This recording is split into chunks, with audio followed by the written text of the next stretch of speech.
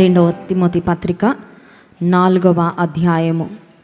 తిమోతికి దైవజనుడైన పౌలు భక్తుడు రాసిన రెండవ పత్రిక 4వ అధ్యాయము 16-17 వచనాలు అందరం కలిసి చదువుకుందాం. 2 Timothy chapter 4 verses 16 and 17. 16-17 వచనాలు. నేను మొదట సమాధానము చెప్పినప్పుడు ఎవడునూ నా పక్షమున నిలువలేదు, అందరూ నన్ను విడిచిపోయిరి. ఇది వారికి నేరముగా ఎంచబడకుండునుగాక.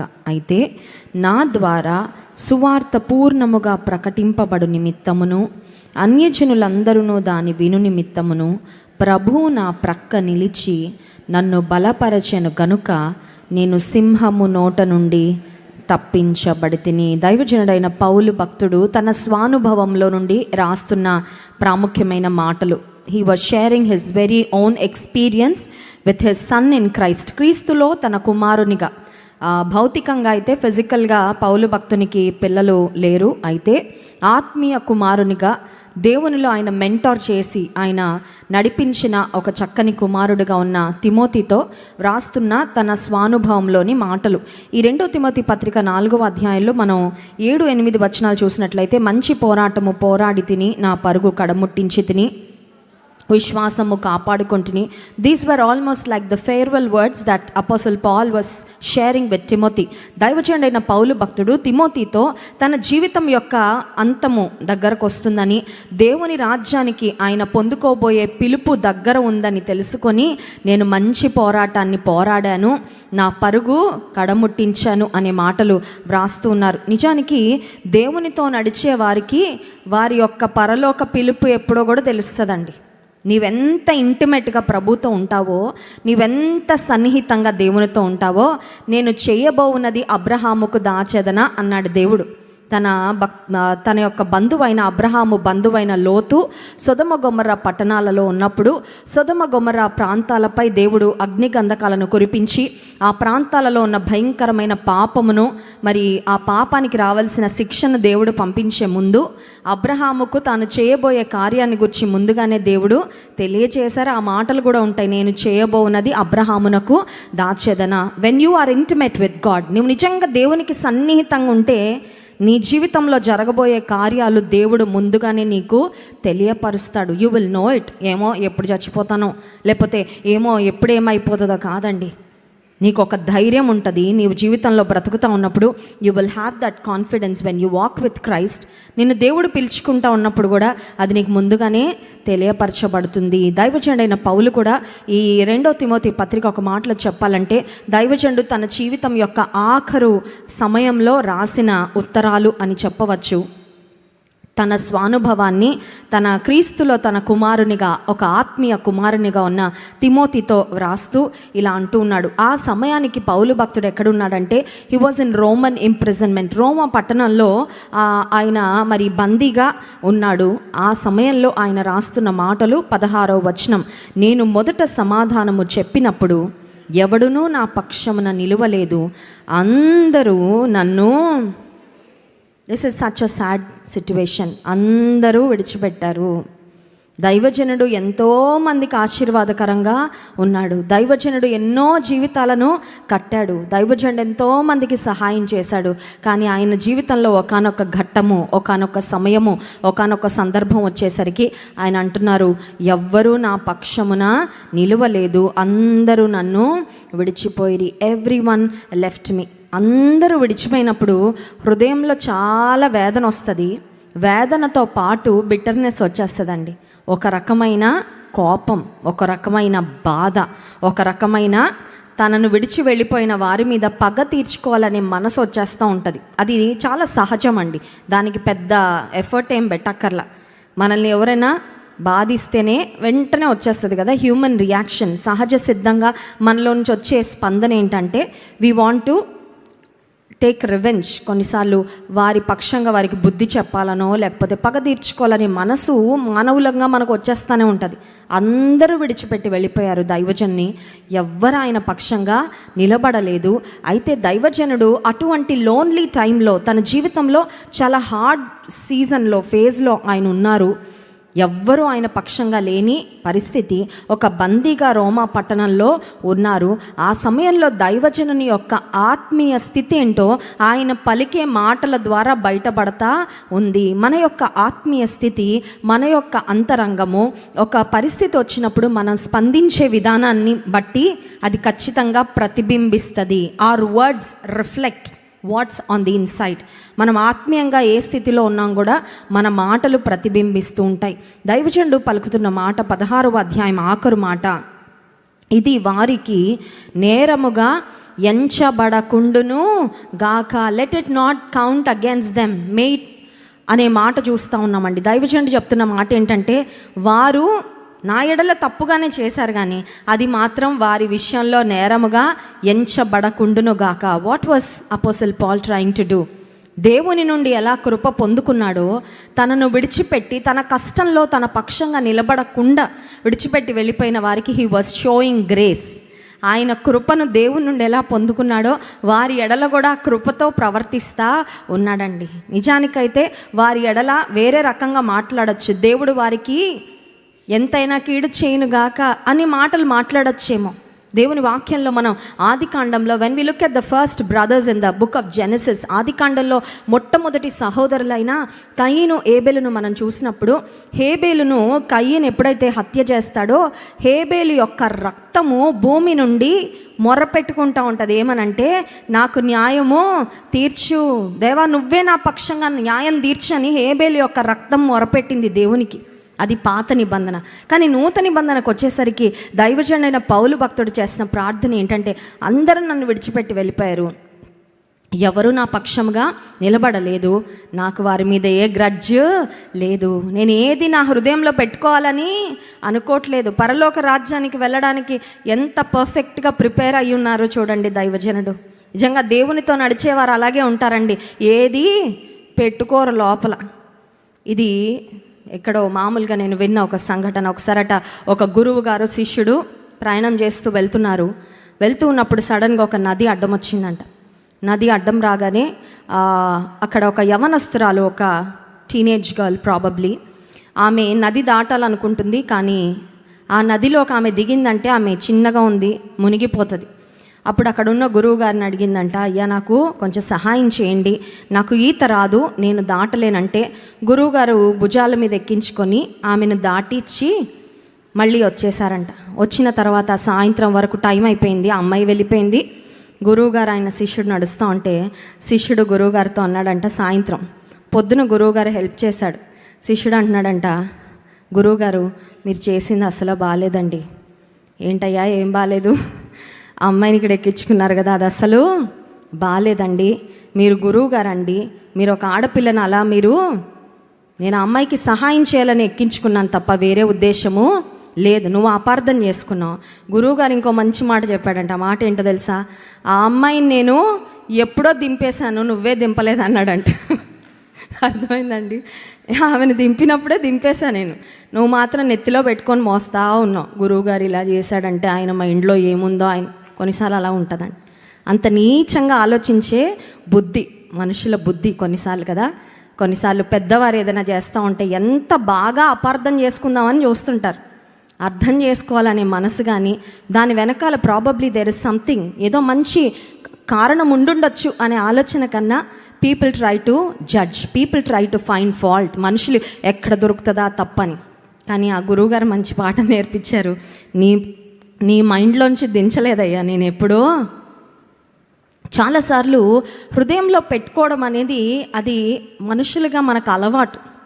కానీ దైవజనుడు, నేను క్రీస్తును పోలి నడుచుకున్న ప్రకారము మీరును నన్ను పోలి నడుచుకొనుడి అని చెప్పిన దైవజనుడైన పౌలు క్రీస్తు పోలికను తనలో చూపిస్తూ ఉన్నారండి.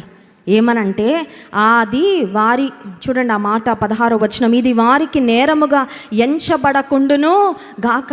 వారు నేరస్తులుగా ఎంచబడడం నాకు ఇష్టం లేదు, ఎందుకంటే నేను వారి మీద ఏమి నా మనసులో పెట్టుకోలేదు. I do not hold any grudge against them in my heart. ఆ సందర్భంలో దైవజనుడు ఏ పరిస్థితిలో ఉన్నారంటే, నిస్సహాయ స్థితిలో ఉన్నారు. He was in a very helpless condition, పెనీలెస్. అతని చేతిలో పెద్ద ధనము ఏమీ లేదు. హీ వాజ్ ఫ్రెండ్లెస్, స్నేహితులు కూడా ఎవ్వరు లేకుండా ఒంటరితనంలో ఉంటే ఇప్పుడు దైవజనుడు పలుకుతున్న మాట 17వ వచనం, అయితే సువార్త నిమిత్తము అన్యజనులందరూ దాని విను నిమిత్తమును ప్రభువు నా ప్రక్క నిలిచి నన్ను బలపరచెను గనుక నేను సింహము నోట నుండి తప్పింపబడి తిని. స్తోత్రం చెప్దాం. హల్లెలూయా. When people desert you, when you are all alone, let me tell you, that is an ideal circumstance to enjoy God's presence fully. తెలుగులో చెప్తా, మనుషులందరూ విడిచిపెట్టేసినప్పుడు దేవుణ్ణి ఒక్కడే గట్టిగా హత్తుకోవడానికి, దేవుని యొక్క సన్నిధిని సన్నిహితంగా అనుభవించడానికి అదొక అద్భుతమైన శ్రేష్టమైన తరుణము, అవకాశం. నమ్మిన వారి స్తోత్రం చెప్దామా? హల్లెలూయా. Those are the times which bring you close to God. ఆ సమయాలే నిన్ను దేవునికి దగ్గరగా. ఎందుకంటే చూడండి, స్నేహితులు ఒక గ్రూప్ ఉన్నారనుకో, 3-4 ఉన్నారనుకోండి, ఎలా ఉంటుందంటే ఉన్న టైము, ఉన్న ప్రేమ, లేకపోతే ఉన్న కేర్ షేర్ అవుతుంది. ఒకరికొకరే ఉన్నారనుకోండి, ఒక అమ్మాయి ఇంకొక అమ్మాయికి ఫ్రెండ్, అప్పుడు ఏమవుతుంది, వాళ్ళిద్దరి మధ్యలోనే అది చాలా బాండింగ్ స్ట్రాంగ్ అయిపోతాం. వాళ్ళిద్దరి మధ్యలో మూడో వాళ్ళు వచ్చారంటే కొన్నిసార్లు వీళ్ళ బాండ్ వీక్ అయిపోతూ ఉంటుంది కదా. ఇలాంటి కొన్ని పరిస్థితులు జరుగుతూ ఉంటాయి, మనం చూస్తూ ఉంటాం వాస్తవ జీవితంలో. Sometimes people who are closer to you, maybe they are like an obstacle for your relationship with God. నీకు దగ్గరగా ఉండే కొంతమంది వ్యక్తులు బహుశా దేవునికి నీకు మధ్యలో ఒక అడ్డుగా అయిపోతూ ఉంటారు కొన్నిసార్లు తెలియకుండానే. అయితే దైవజనుడైన పౌలు భక్తుడు అంటున్నారు, అందరు నన్ను విడిచిపెట్టారు కానీ ప్రభువు నా ప్రక్కన నిలిచి నన్ను, స్తోత్రం చెప్దాం, hallelujah. Lord stood by me and he strengthened me. నా ప్రక్కన నిలబడ్డారు. I could feel God's presence. I could experience God's presence. మండుచున్న అగ్నిగుండంలో 7 అంతలు వేడిమిని పెంచి నెబుకద్నెజరు రాజు షద్రక్ మెషక్ అబేద్నెగోలను అగ్నిగుండంలో వేసేసినప్పుడు 4వ వ్యక్తిగా వారి పక్కన ఉంటే they could see, they could feel, they could experience not just Shadrach Meshach and Abednego but everybody around. దేవుడు అగ్నిగుండంలో వేయబడిన షద్రక్ మెషక్ అబేద్నెగోతో 4వ వ్యక్తిగా వచ్చినప్పుడు వారు అనుభవపూర్వకంగా దేవుని చూడడమే కాదు కానీ దేవుని తోడును అనుభవించడం మాత్రమే కాదు కానీ బయట ఉన్న వారందరూ చూసే విధంగా దేవుడు గొప్ప కార్యం చేశారు. హల్లెలూయా. ఈ జీవితంలో ఒకవేళ అగ్నిగుండం వంటి పరిస్థితి వస్తే 2 విషయాలండి. అయితే నిన్ను అగ్నిగుండంలోకి వెళ్లకుండా దేవుడు కాపాడతారు, లేదంటే అగ్నిగుండంలోకి నిన్ను పంపిస్తే ఆయన కూడా వచ్చేస్తారు నీతో పాటు. స్తోత్రం చెప్దాం. హల్లెలూయా. వదిలిపెట్టరు. ఒక్కరిగా మాత్రం అగ్నిగుండమా ఏం పర్లా, యేసయ్య ఉంటే అగ్నిగుండంలోకైనా వెళ్ళొచ్చు, ఏం పర్వాలేదు. యేసయ్య తోడుగా ఉంటే సింహపు బోన్లోకైనా వెళ్ళొచ్చు ధైర్యంగా, ఎందుకంటే ఆయన నన్ను కాపాడతారు. దానియేలు జీవితంలో జరిగింది అదే కదా. ఇప్పుడు దైవజనుడైన పౌలు భక్తుడు పలుకుతున్న మాట ఏంటంటే, ప్రభు నా ప్రక్క నిలిచి నన్ను బలపరచెను గనుక నేను సింహము నోట నుండి. ఆ సమయంలో నిజానికి ఒక భౌతిక పరమైన సింహము దానియేలు సింహపు బోన్లోకి వెళ్ళినట్లు, సింహపు గుహలోకి వెళ్ళినట్లు వెళ్ళలేదండి పౌలు భక్తుడు. కానీ ఇక్కడ సింహము నోట నుండి ఎందుకు రాయబడిందంటే దానికి బహుశా కొన్ని కారణాలు ఉండుండొచ్చు. ఒకటి, అపవాది గర్జించు సింహము వలె ఎవరిని మృంగుదునా అని వెదకొచ్చు తిరుగుచున్నాడు. రెండవదిగా మనం చూసినట్లయితే నీరో అనే చక్రవర్తి రోమా సామ్రాజ్యాన్ని పరిపాలిస్తూ ఉండేవాడు. చాలా he was a very crazy emperor. పిచ్చి పట్టిన రోమా చక్రవర్తి ఎవరైనా ఉన్నారంటే అది నీరో అండి. మతి స్థిమితం ఉండేది కాదు అతనికి. చాలా తెలివి తక్కువ నిర్ణయాలు తీసుకునేవాడు.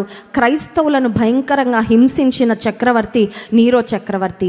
దైవజనుడు అంటున్నాడు, సింహము నోట నుండి. ఆ చక్రవర్తి ఒక సింహంలాగే ఉన్నాడు. నన్ను ఎప్పుడు మృంగుదామా, నన్ను ఎప్పుడు ఇబ్బంది పెడదామా అని బహుశా ఆ కారణం చేత అనుండొచ్చు. మూడవదిగా రోమా సామ్రాజ్యంలో వారికి ఒక అలవాటు ఉండేదండి. అలవాటు ఏంటంటే వారు యాంఫీ థియేటర్స్ అన్నీ కొన్ని కలిగి ఉండేవారు. యాంఫీ థియేటర్స్ అంటే ఏంటంటే మధ్యలో ఒక గ్రౌండ్ లాగా ఉంటుంది. ఆ చుట్టూ ఇప్పుడు మన క్రికెట్ స్టేడియంస్ ఉంటాయి కదండి, క్రికెట్ స్టేడియంస్ లాగా ఎగ్జాక్ట్ సెట్టింగ్.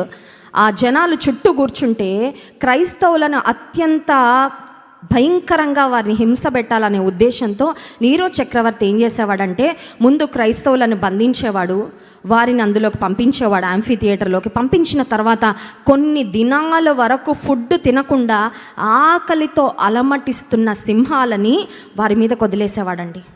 నేను కొన్ని బైబిల్ బేస్డ్ హిస్టారికల్ కొన్ని డాక్యుమెంటరీస్ నేను చూసినప్పుడు ఆ సీన్ చూసినప్పుడు నా హృదయం నిజం కరిగిపోయింది. సింహాలకు, ఆకలితో ఉన్న గర్జించే సింహాలకు దేవుని బిడ్డలను, యేసయ్యను నమ్మిన వారిని ఫుడ్గా ఆఫర్ చేసిన నీరో చక్రవర్తి వారిని చీల్చుకుంటా ఉంటే, వారిని ఆ సింహాలు తరుముతూ ఉంటే యాంఫీ థియేటర్లో చప్పట్లు కొడుతూ వికటాట్టహాసం చేసిన ఒక భయంకరమైన చక్రవర్తి నీరో చక్రవర్తి. లిటరల్గా సింహాల నుండి దేవుడు తప్పించాడు. సింహము వంటి గర్జించు సింహము వలె తిరుగులాడుచున్న అపవాది నుండి, మూడవదిగా భయంకరమైన సింహం వలె హింసించాలని ఆ ధోరణిని, ఆలోచన విధానాన్ని కలిగి ఉన్న నీరో చక్రవర్తి నుండి కూడా దేవుడు పౌలు భక్తుని ఆ సమయంలో దేవుడు తప్పిస్తే, దైవజనుడు అంటున్నాడు, అందరూ విడిచిపెట్టారని బాధ లేదు నాకు, అందరూ విడిచిపెట్టారని కోపము, ద్వేషం నాకు లేదు, కానీ ప్రభు నా పక్షమున నిలిచి నన్ను బలపరిచాడనే సాక్ష్యమే నేను చెప్తాను. స్తోత్రం చెప్దాం, హల్లెలూయా. ఒక కష్టం తర్వాత ఎవరైనా నీ దగ్గరకు వస్తే, ఒక ఇబ్బందికరమైన పరిస్థితిని దాటిన తర్వాత ఎవరైనా నీ దగ్గరకు వస్తే, వాళ్ళు అది చేశారండి, వీళ్ళు ఇది చేశారు, వాళ్ళు అపకారం చేశారు, వీళ్ళు అపకారం చేశారని చెప్పుకోవడం కంటే, ప్రభు నా పక్షంగా నిలిచాడండి, ప్రభు నన్ను జ్ఞాపకం చేసుకున్నాడండి, నా ప్రభు నన్ను బలపరచాడండి, నా ప్రభు నన్ను విడిపించాడని నీవు కూడా దైవజను వల్ల చెప్పగలవా? 34వ కీర్తన 19వ వచనంలో ఆల్రెడీ మనం గడిచిన వారాల్లో ధ్యానం చేసుకున్నాం. నీతిమంతుని కలుగు ఆపదలు అనేకములు, కానీ వాటన్నిటిలో నుండి యెహోవా వానిని విడిపించును. Righteous will have many troubles but the Lord will deliver them from them all. వాటన్నిటి నుండి తప్పిస్తాడు దేవుడు. దైవజనుడైన పౌలు భక్తుడు తిమోతికి రాశారు కదా ఈ పత్రిక. తనకన్నా వయసులో చిన్నవాడు, ఆత్మీయతలో చిన్నవాడు, అనుభవంలో చిన్నవాడు, అయితే క్రీస్తు అడుగుచాడల్లో క్రీస్తు యోధుని వలె ముందుకు సాగాలన్న కృత నిశ్చయతతో ఉన్న తిమోతితో ఒక చక్కని మాట రాస్తున్నాడు. చూడండి, 2 తిమోతి పత్రిక 4వ అధ్యాయము 5వ వచనం.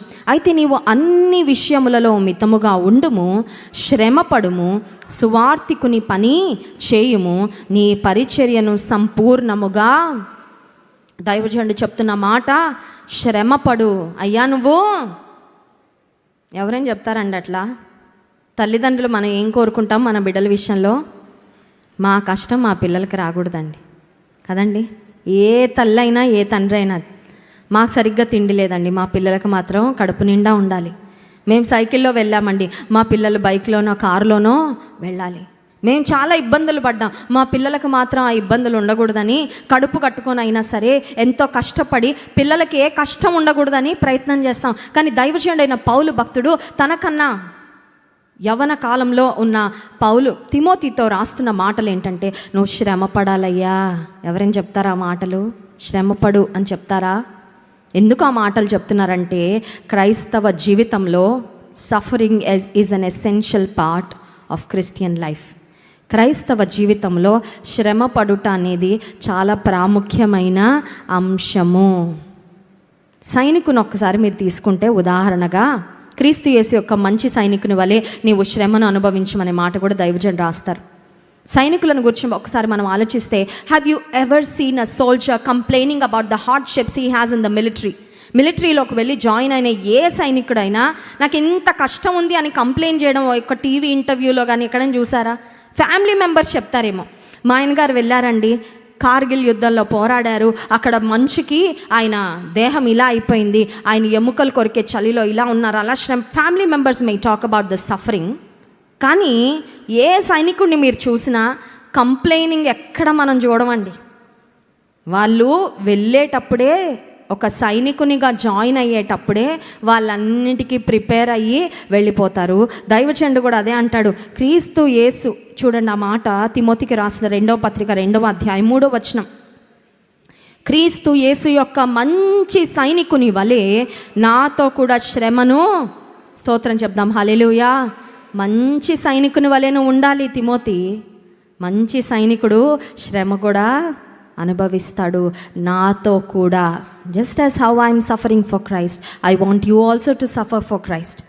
క్రీస్తు ప్రభులోకి వచ్చిన తర్వాత ఆశీర్వాదాలు ఎంత ఆనందంగా స్వీకరిస్తామో, కొన్నిసార్లు శ్రమలను కూడా, ప్రభు నువ్వు ఏ శ్రమ నా జీవితంలో అనుమతించిన ఆ శ్రమలో నేను నమ్మకంగా నిలబడే కృప ఇవ్వు ప్రభు అని అడగాలండి. స్తోత్రం చెప్దాం, హల్లెలూయా.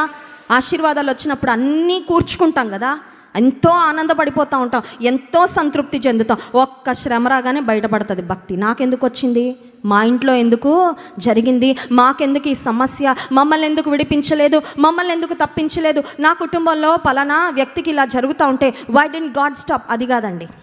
ఈ జీవితంలో ఒకవేళ శ్రమ అనుమతించాడా, receive it just like how you receive the blessing. ఆశీర్వాదం నువ్వు ఎలా స్వాగతిస్తున్నావో, ఎలా స్వీకరిస్తున్నావో వినయంగా, నీ చేతుల నుండి ఏదొచ్చినా తీసుకుంటానయ్యా. అమ్మ చేతులు పెట్టే చేతులండి, కానీ ఒక్కసారి అదే చేత్తో ఏం చేస్తుందండి, దెబ్బేస్తుంది. పెట్టే చెయ్యే కొన్నిసార్లు కొట్టే చెయ్యి అవుతుంది. అయినా ఆ చేతిలో ఉన్న ప్రేమ కానీ, ఆ చేతిలో ఉన్న ఆదరణ కానీ, ఆ కౌగిలిలో ఉన్న వెచ్చదనం కానీ నీకు ఇంకెక్కడ దొరకదు. ప్రభు కూడా అంతే. ఆయన ఈ జీవితంలో ఆశీర్వాదాలు అనుమతిస్తాడు, ఆశీర్వదిస్తాడు నిన్ను. కానీ క్రీస్తు యేసు యొక్క మంచి సైనికుని వలె ఉండాలంటే శ్రమను అనుభవించే మనసు, శ్రమను అనుభవించే హృదయము. అందుకే దైవజనుడు రాస్తూ ఉన్నారు ఆ మాట, నీవు శ్రమ పడు, క్రీస్తు యేసు యొక్క మంచి సైనికుని వలె నువ్వు శ్రమ పడి. ఇంకొక మాట కూడా ఉంటుంది చూడండి, ఫిలిప్పీ పత్రిక 1వ అధ్యాయము 30వ వచనం. Philippians chapter 1 verse 30. ఫిలిప్పీ పత్రిక 1వ అధ్యాయము 30వ వచనం. క్రీస్తునందు విశ్వాసముంచుట మాత్రమే కాక ఆయన పక్షమున శ్రమ పడుటయు ఆయన పక్షమున మీకు అనుగ్రహింప. శ్రమ 2 రకాలండి. ఒకటి, మనం పాపాలు చేసి మనం తెచ్చుకునే శ్రమ, suffering which is a direct effect are a direct result of our sin. పాపం చేస్తే యేసయ్య దగ్గరకు వచ్చి క్షమాపణ అడిగితే క్షమాపణ పొందుతాం, కానీ ఆ పాపం యొక్క పర్యవసానాలు అనుభవించాలి. We have to reap the consequences while we are on earth. ఈ భూమి మీద ఉన్నప్పుడే పర్యవసానాలు.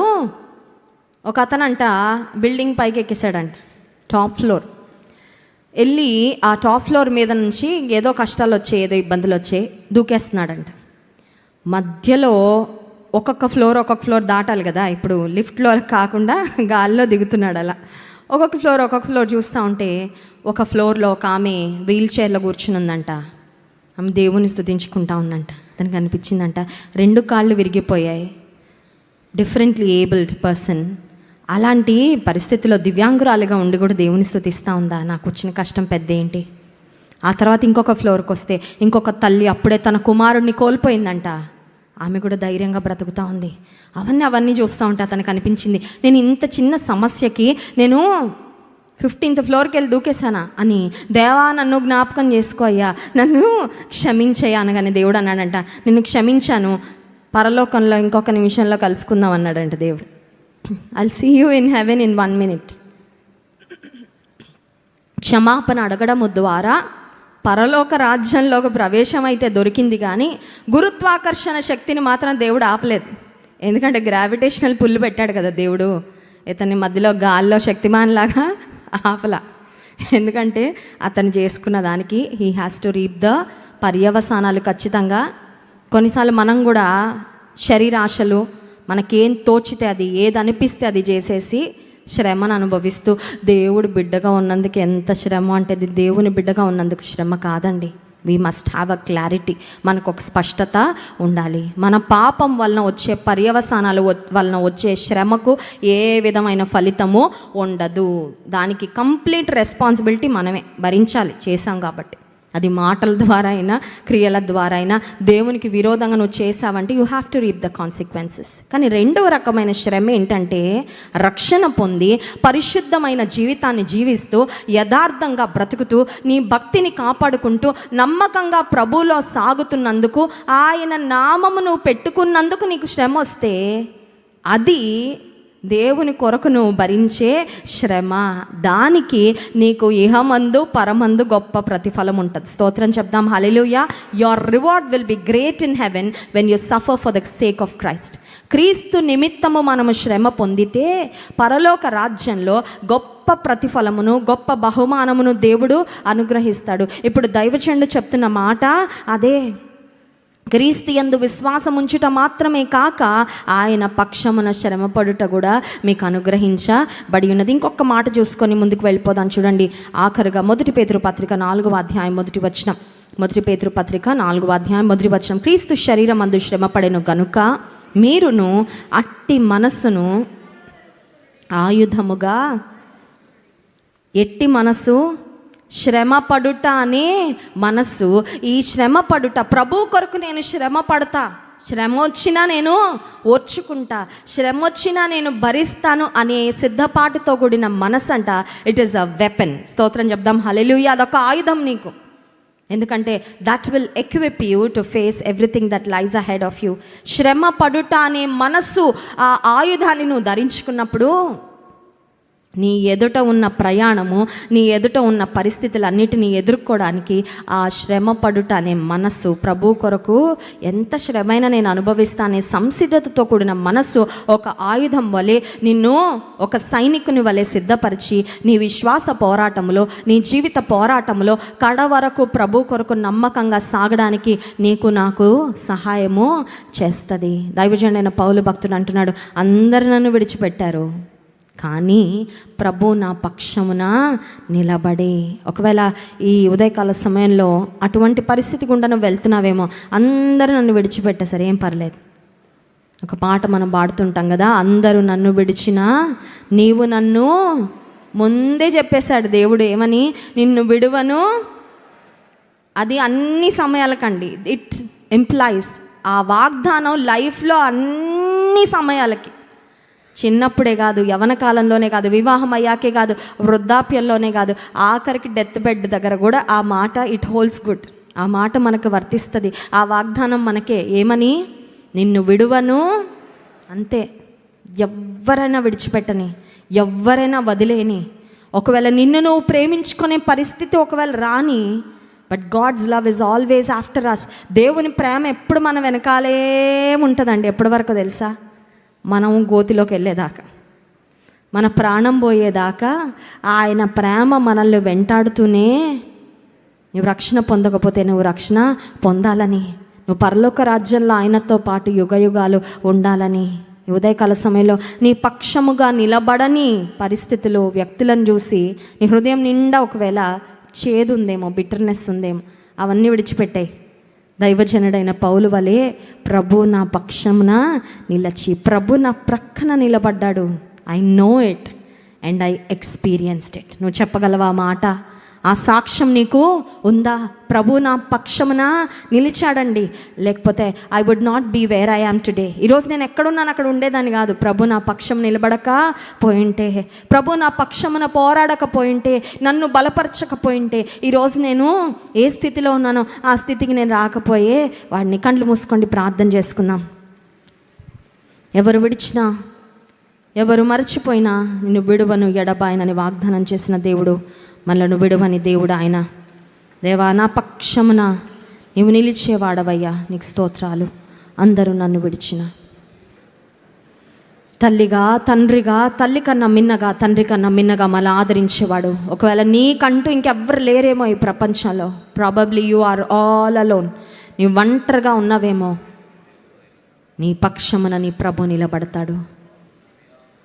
నీ ప్రాణ స్నేహితుడుగా, తన స్నేహితుల కొరకు ప్రాణము పెట్టిన వానికన్నా ఎక్కువ ప్రేమ గలవాడు ఎవ్వడూ లేడని యోహాను సువార్త 14వ అధ్యాయంలో వ్రాయబడింది. మన పక్షమున నిలబడే దేవుడు, మన ప్రక్కన నిలబడే దేవుడు. Next scale.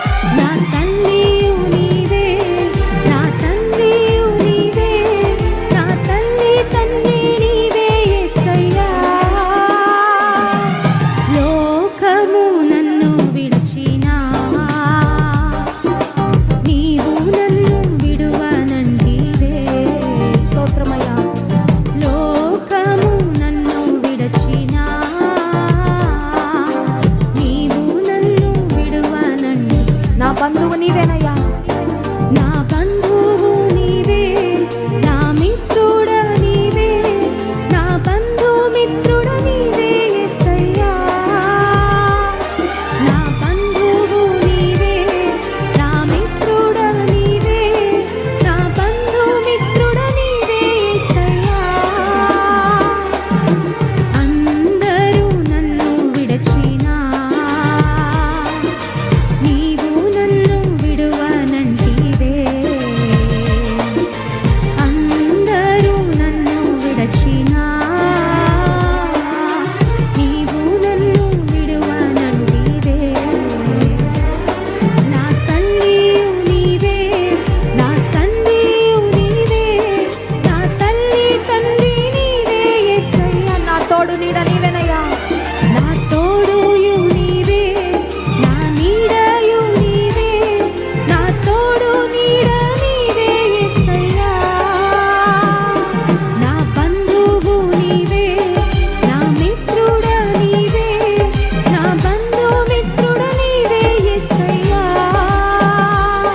నా తల్లియు నీవే, నా తండ్రియు నీవే, నా తల్లి తండ్రి నీవే యేసయ్యా. పరిశుద్ధుడా, ప్రేమ కలిగిన తండ్రి, నీకు స్తోత్రాలు. అందరూ విడిచిపెట్టినా ప్రవ్వా, ఏకాకిగా ప్రభా మేము మిగిలిపోయినా, మమ్మల్ని అర్థం చేసుకునేవారు ఎవ్వరు లేకపోయినా, ఎవ్వరి ప్రేమకు నోచుకొని స్థితిలోకి మా జీవితం వెళ్ళిపోయినా, ఎంత దీనస్థితి అయినా, ఎంత అవస్థలో మా బ్రతుకున్నా ప్రభా, your love reaches down lord. మేము ఏ గుంటలో ఏ దీన స్థితిలో నా అక్కడ వరకు నీ ప్రేమ వచ్చి మమ్మల్ని అందుకుంటుందయ్యా. నీ హస్తము మమ్మల్ని లేవనెత్తుతుంది ప్రభా. నీకు స్తోత్రాలయ్యా. ప్రభు నా పక్షమున నిలచి సింహము నోట నుండి నన్ను తప్పించాడు, నన్ను బలపరచడని దైవజన్ యొక్క సాక్ష్యాన్ని బట్టి నేను స్తుతిస్తున్నాం ప్రభా. మా పక్షముగా ఉండే దేవానికి స్తోత్రాలు, మా పక్షముగా శత్రువుతో పోరాడే దేవానికి స్తోత్రాలు, మా ఆపదల నుండి మమ్మల్ని తప్పించి విడిపించే దేవానికి స్తోత్రాలయ్యా. శ్రమ గుండా వెళ్ళిన ఆ శ్రమలో నీ తోడు, నీ ఆదరణ ప్రభా మాకిచ్చి నీ గొప్ప ఆదరణతో ప్రభా మమ్మల్ని లేవనెత్తే దేవుడవు నాయన. నీకు స్తోత్రాలు. ఉదయకాల సమయంలో నీ బిడ్డలు ఎంతమందికి నాయన ఆదరణ అవసరమో, ఊరట అవసరమో, నీ తోడు, నీ సన్నిధి అవసరమో ప్రభా, నీ సన్నిధిలో వారిని ఆదరించండి, బలపరచండి. విన్న వాక్యం ప్రతి హృదయంలో ఫలింపచండి. మిమ్మల్ని ఆరాధించి స్తుతించబోతుండగా ఆరాధన ఆత్మతో మమ్మల్ని నింపుమని యేసు నామములో ప్రార్థిస్తున్నాం తండ్రి, ఆమేన్.